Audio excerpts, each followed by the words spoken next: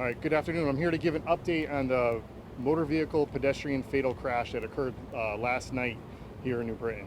Uh, we really want to say thank you to the media and thank you to the public for reaching out to us with tips. Witnesses stepped forward. We're able to identify the driver of the vehicle that was involved in the crash. He's a 17-year-old male New Britain resident. We identified him through those tips, through our investigative leads. We located him in his home this morning. He was hiding in his closet when we apprehended him.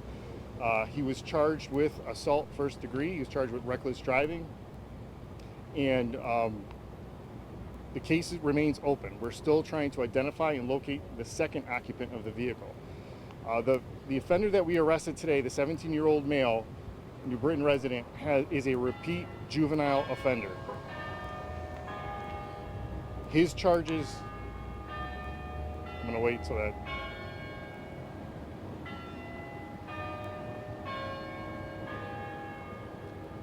Over the past 3.5 years, he's been arrested 13 times. For the charges over the course of 3.5 years included larceny, larceny of motor vehicles, robbery, assault, assault with a knife, interfering with police. This is just an example of how the juvenile justice system is not working for us. This is a tragic, senseless act that occurred. Our thoughts and our prayers go out to the family of the deceased, and we're hoping that this arrest brings just a tiny little bit of closure for them in this investigation. Chief, could there be additional charges here? I noticed there's not the vehicular manslaughter or anything like that. Could you go into that a little bit? Yeah, the charges, we worked with the state's attorney's office on which charges would be appropriate based on the circumstances as well as his age. So at this stage of the game, that's where the charges are. It is a possibility those charges could be modified later, but those charges were based on the recommendations of the state's attorney's office. Do you imagine he will be cooperative given that you know him? When we spoke to him today, he was cooperative after we found him hiding in the closet, and we're hoping the information that we're getting is going to help further this investigation along. Including telling you who the passenger was in the vehicle? Correct. We have several leads on who that passenger is, and we're continuing the investigation now. You had said this morning that this was also started with an incident in Plainville where Correct. somebody believed that they had stolen property from the vehicle. Were we able to get to the bottom of that and figure out if they were in fact the same suspects? They were the same suspects in the larceny that occurred at the mobile gas station on Main Street in Plainville this morning. We are now, once we're taking this investigation in stages, we're now going to look into the actual larceny that occurred there. We're Plainville PD's investigating that part. We're also looking at what crimes occurred in New Britain as relation to that larceny complaint. Are you going to be identifying the name of the jogger, the victim? Yes, right now we're just, due to the family and giving the family ample notice to contact their family and make those notifications, we will be releasing his identity. And was that the jogger, they lived in the area? Correct. New Britain resident, yep. And so we were hearing, we were on the scene late last night, and we were hearing from people that street, that strip of road is really dangerous, that there's a lot of speeding, a lot of reckless driving.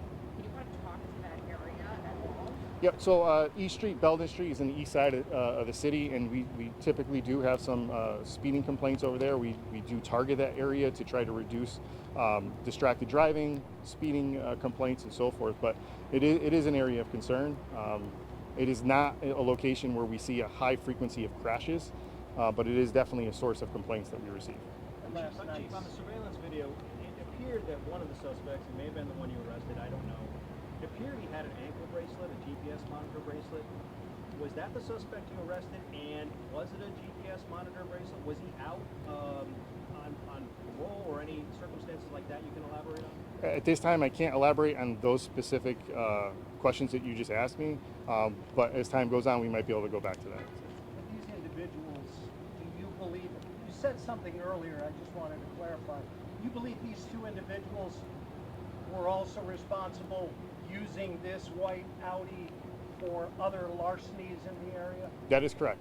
So that car was seen in the area of larcenies in neighboring towns, and we had that information ahead of time, and we just followed up on that and actually helped us in identifying who the occupants were. So you do know who the passenger is at this point, it's just a matter of locating him. Well, we're still investigating it, so we're still in that process. So Thank you, Chief. You charged him with first-degree larceny by possession. Correct. Is there a possibility that someone else stole the vehicle and then they got possession of it, or do you believe that these two people stole the vehicle? So the crime occurred in Hartford, so we can't charge them with larceny in Hartford unless Hartford had an arrest warrant for them. The crime of larceny by possession happened in New Britain, so we were able to charge them with that charge. And a lot of, we're hearing from a lot of police departments lately, and you kind of touched upon it, especially stolen cars, especially the juveniles. What's the conversation like amongst you, other chiefs, other police departments, the police association? Is there a push for change right now more than ever? Absolutely. That's definitely the center of conversation all the time. The juvenile justice system is now working. The fact that this offender was out and basically was arrested 13 times in the last 3.5 years with literally no kind of consequence, this just emboldens these offenders, and they continue to repeat offend. And this is a prime example of it. The juvenile justice system did not help this offender at all rehabilitate because no consequences occurred.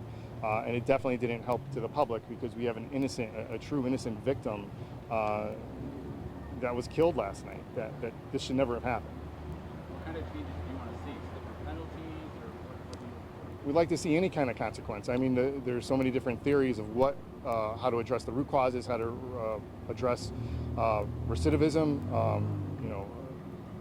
rehabilitation. All of those should work together inclusively. One should not be exclusive of the other, but we definitely need to see some type of consequence occur to these juveniles. We're seeing over and over again, we're arresting the same individuals for the same charges, and we're just seeing them come right back on the streets again, committing the same crimes again. Can you just repeat that? I think the microphone might have gotten in the way. Can you just repeat what you just said about? So the repeat offenders in the state of Connecticut, we're seeing this over and over again. We're arresting the same juvenile offenders. Now, be mindful, this is a very small population of juveniles, of teens, middle,